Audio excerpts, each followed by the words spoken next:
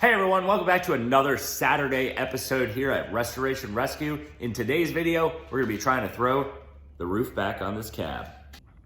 All right, so last week we came in here and we took care of two things last week. We got the rest of this panel made, welded this up, and we also welded this up. Obviously it needs some more grinding, but we could save that for another time.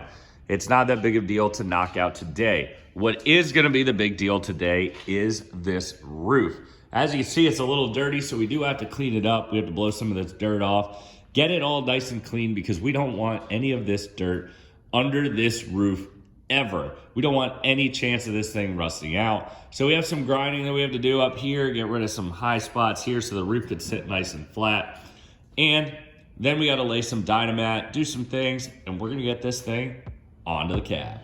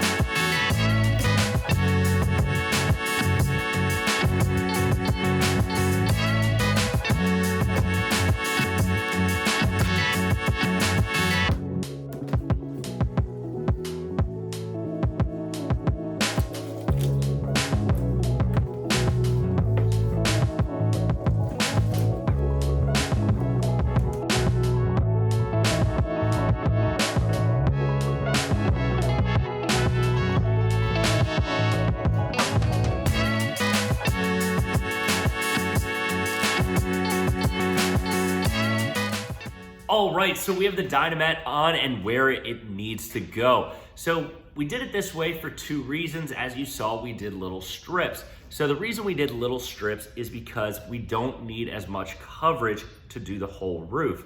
So 1 square inch of Dynamat covers 1 square foot of dampening. So we probably went a little overboard, but it's gonna make our cab a lot more quiet. So I really want a nice, cool, quiet ride, unless I open the windows and I can hear that awesome exhaust, instead of road noise and other vehicles.